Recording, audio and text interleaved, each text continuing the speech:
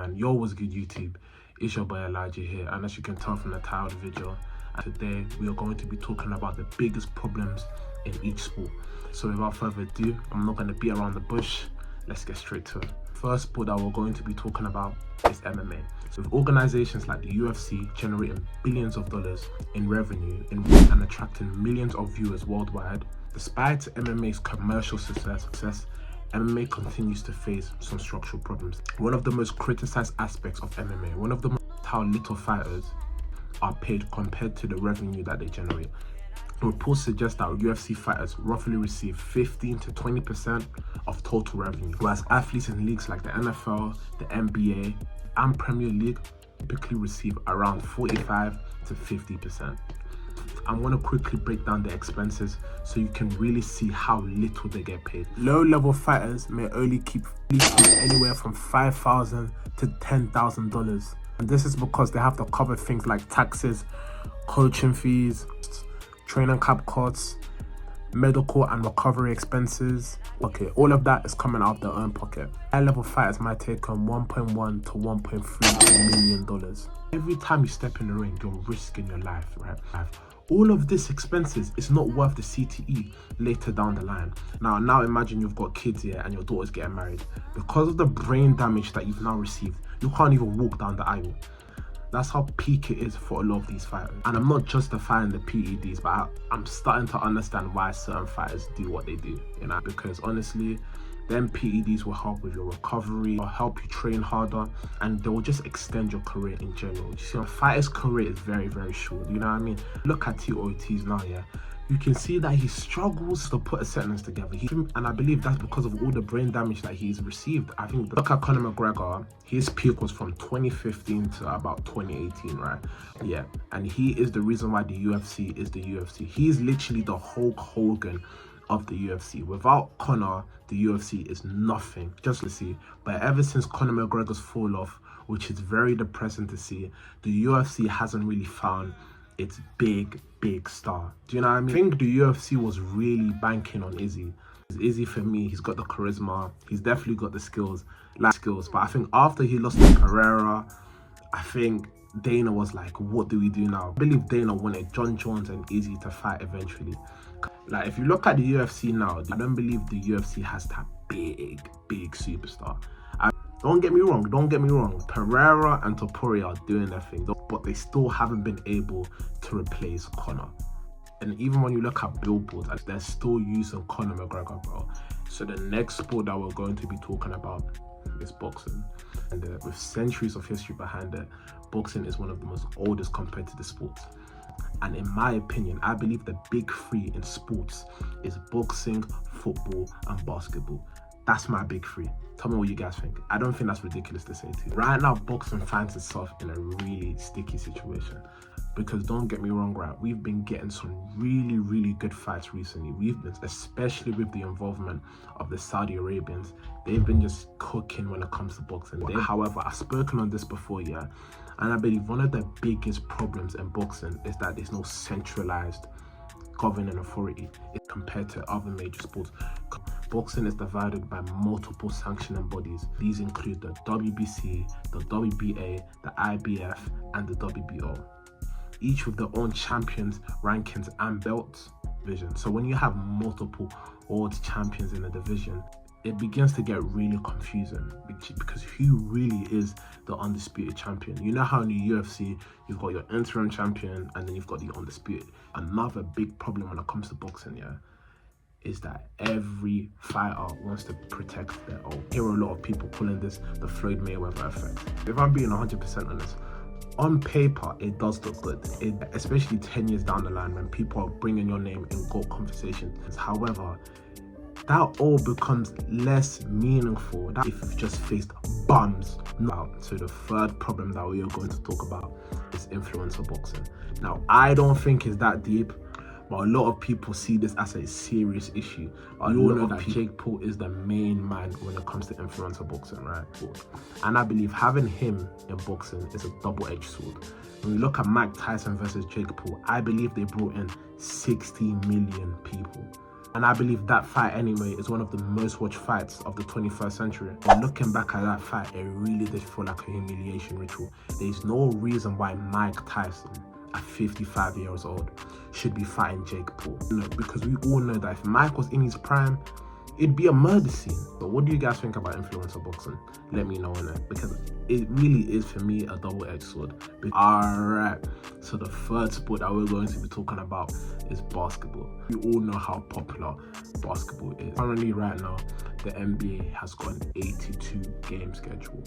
And despite the league's player participation policy, star players continue to miss significant time.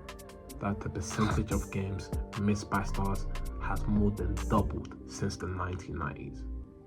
It does help players in the long term. However, if you're a fan and you spend big money to watch this game and LeBron is not playing, you're going to feel cheated out your money. I don't know if you guys agree with me when I say this, yeah. But sometimes the NBA can really feel like a filler episode. When we look at the 2021 NBA season, there was quite a few injuries in the league. You had LeBron injured, Kawhi, Curry, Jamal, Harden, and I believe LaMelo was also injured. And I'm not trying to violate Giannis when I say this, yeah, but I don't believe the ring that he won in 2021 is as big as others, yeah, because damn near half the league was injured.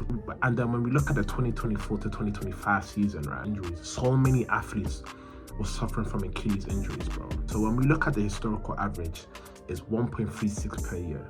However, last season, it increased by 400%. Just think about that for a second. So if a lot of your players are getting injured, especially if they're star players, it's going to kill the quality of your product. And one of my biggest beefs with basketball, yeah, is its inability to branch out.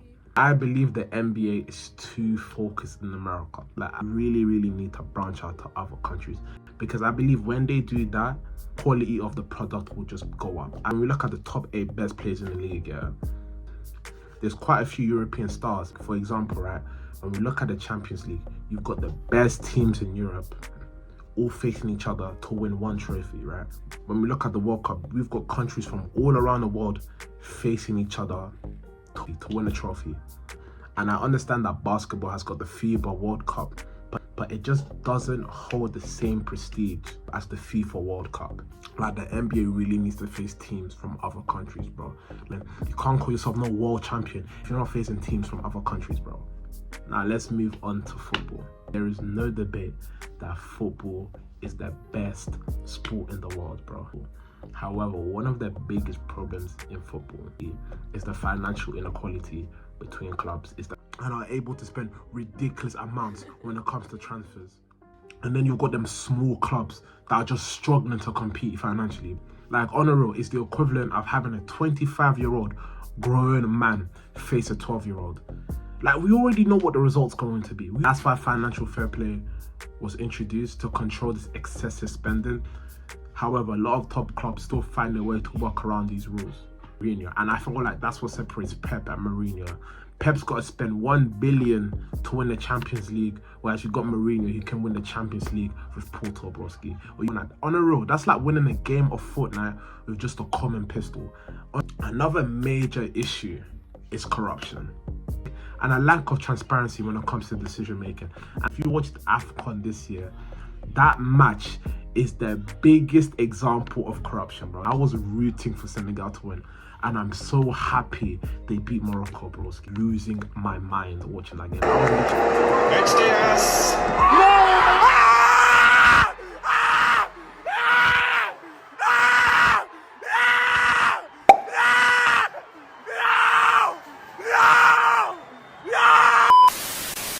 Another example of corruption was in 2014.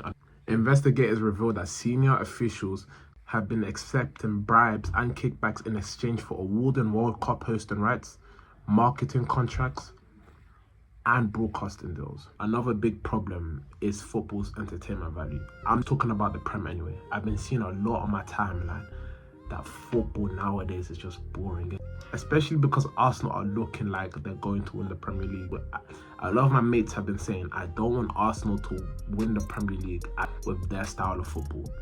I've even been seeing people violate Saka. He's saying like he's a ChatGPT winger.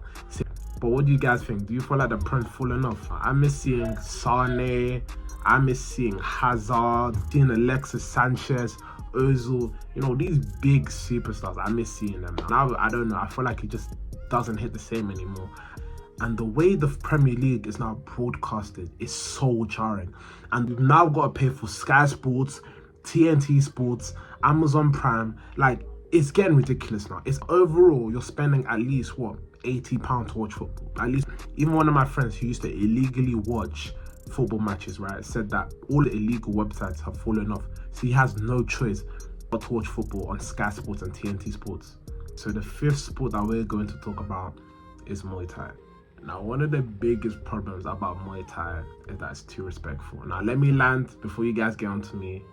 Let me land, right? When we look at the UFC, it's basically WWE plus combat sports, right? In the UFC, you've got storylines, you've got trash talk, all of that. Look at the lead up to Izzy and Pereira. Beautiful storytelling. So it grabs people's attention, right? Muay Thai, however, when we look at traditional Muay Thai, it prioritizes respect. So you don't really ever see Muay Thai fighters talking trash to each other. But another problem that Muay Thai faces is that it lacks a global superstar. UFC's got Conor, boxing's got Muhammad Ali, football you've got Ronaldo and Messi, track and field you got Usain Bolt, but Muay Thai doesn't have that. If you went out and you picked 10 random people and you asked them, name a Muay Thai fighter, I think maybe you're getting one person out of the 10 that's gonna name you a Muay Thai fighter. And when you don't have that superstar, it's just hard to bring eyes to the sport. The pay that Muay Thai fighters get is also another big issue. Yeah, local Muay Thai fighters earn between $100 to $300 per fight. Like, broski, the CTE is just not worth it. Like, honestly, you're best off working at Burger King or McDonald's, broski. Alright, cool. So the last sport that we're going to talk about is track and field. I think we can all agree, yeah, that the only time we're watching track and field is during the Olympics. If the Olympics is not happening, most people just don't care. Outside of like Usain Bolt, track struggles to create a long-term star. Like, after the Olympics, it's hard to keep a fan engaged in track. Another problem is that most track athletes struggle financially. 20% of track and field athletes make over 50k annually. So really put that into perspective. Only 20%. Like, bro, that's a crazy figure, bro. And a third big issue when it comes to track and field is doping. For example, Marvin Bracey Williams received a 45-month ban for doping. But anyway, guys, if you made it to the end of this video, I want to say thank you so much. Make sure to like, comment, share, and subscribe, and I'll catch you guys in the next one.